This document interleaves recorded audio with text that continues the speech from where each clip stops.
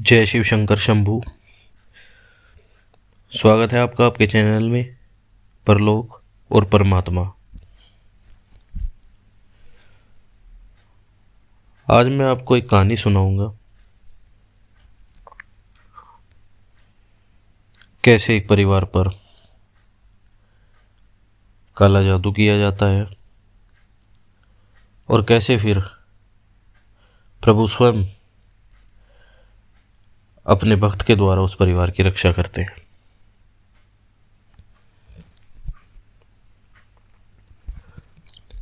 उत्तराखंड के पहाड़ी गांव चामोली में एक छोटा सा परिवार रहता था। राजेश, उसकी पत्नी अनीता और उनकी 10 साल की बेटी सिया। कुछ ही महीनों में उनके घर में अजीब अजीब घटनाएं शुरू होने लगी। रात में छत से किसी के दौड़ने की आवाज आती थी। कभी रसोई में बर्तन अपने आप गिर जाते थे। घर में लगातार अगरबत्ती की जगह जलती हुई मांस जैसी बदबू फैल जाना। और सबसे भयानक तो तब था जब सिया रात में चीख चीख कर उठ जाया करती थी। सिया ने कई बार चीख कर उठकर कहा कि उसे काले कपड़े वाली कोई औरत उसके कमरे में खड़ी होती हुई दिखी। धीरे धीरे घर का माहौल पूरी तरह डर से भरा हुआ और भयानक हो गया था। राजेश की नौकरी भी चली गई थी। अनीता बहुत बीमार रहने लगी थी। सिया दिन ब दिन कमजोर होती जा रही थी। एक दिन रात 1 बजे अनीता पानी पीने उठी। जैसे ही उसने मुख्य दरवाजा खोला तो जो उसने देखा वो दिल दहलाने वाला था। दरवाजे पर नींबू, लाल धागे, 7 कीले और खून से सना हुआ एक काले रंग का गुड्डा रखा था। साथ ही एक कागज पर लिखा था, यह घर अब मेरा है। अनीता डर के मारे बेहोश हो गई। गांव वालों ने बताया उनके पास वाली जमीन को लेकर विवाद था और उसी जमीन के लिए पड़ोस की औरत नरगिस ने काला जादू करवा दिया था।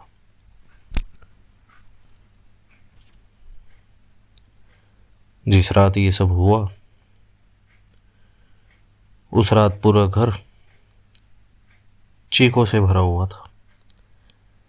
दीवारों पर हाथों के जैसे काले निशान उभर आए। लाइट्स अपने आप जलने लगी, बुझने लगी। अचानक सिया हवा में उठ गई, मानो किसी ने उसे पकड़ रखा था। उसने होठों से एक भयानक आवाज निकाली। आवाज बेहद भारी और डरावनी थी। सिया ने कहा, यह घर अब मेरा है। यहां कोई नहीं बच सकता। अनीता और राजेश दोनों बुरी तरह फुट फुट कर रोने लगे। अपनी बेटी को इस हालत में देखकर और घर का माहौल ऐसा देखकर वो लोग टूट चुके थे।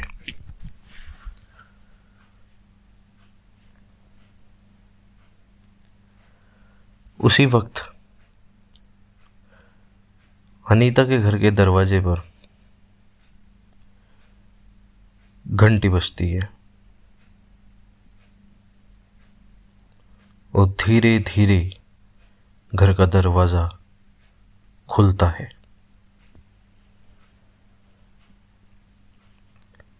आचार्य त्रिलोचन। जी हाँ, आचार्य त्रिलोचन उनके घर के दरवाजे पर थे, जो धीरे धीरे घर के अंदर आ रहे थे। आचार्य त्रिलोचन बहुत ही बड़े शिव भक्त थे और उन दिनों वह भैरव साधना कर रहे थे।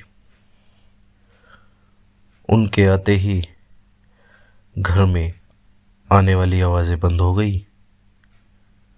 तापमान अब ज़रा गिर चुका था।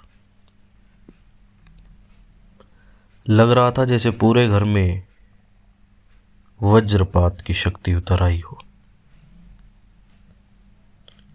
वे बोले, जहाँ शिव का नाम है वह अंधकार टिक नहीं सकता।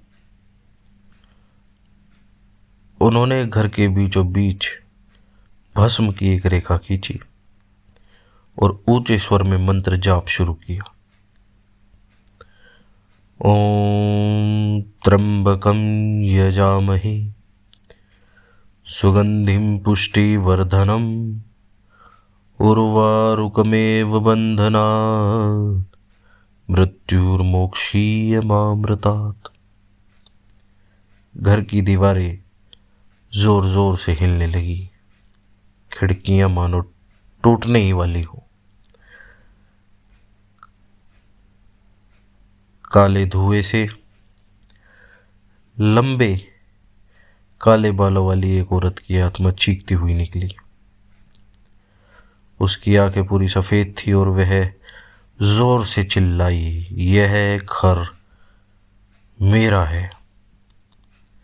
आचार्य ने त्रिशूल जमीन पर गाड़ते हुए कहा, तेरी शक्ति अब यहां समाप्त होती है।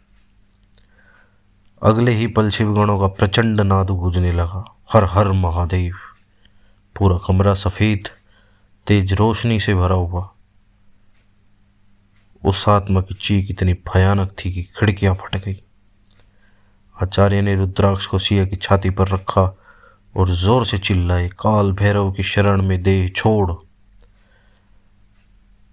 आत्मा राख बनकर हवा में विलीन हो गई। सब कुछ शांत हो गया। सिया ने आंखें खोली और मुस्कुराई। घर से बदबू भी गायब हो चुकी थी और वातावरण फिर से पवित्र हो चुका था। आचार्य त्रिलोचन ने कहा, जादू टोना वहीं चलता है जहां विश्वास कमजोर होता है।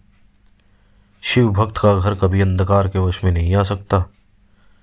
कुछ दिनों में राजेश को नई अच्छी नौकरी मिल गई। अनीता भी अब स्वस्थ होने लगी थी। सिया भी फिर से खेलने लगी थी, मुस्कुराने लगी थी। आज भी उस घर के दरवाजे पर लिखा है, ओम नमः शिवाय। यह घर शिव का है। और गांव वाले भी कहते हैं, कोई भी बुरी शक्ति उस घर के एक कदम भी अंदर नहीं जा सकती। ऐसी अब उस घर पर प्रभु की कृपा हो चुकी थी।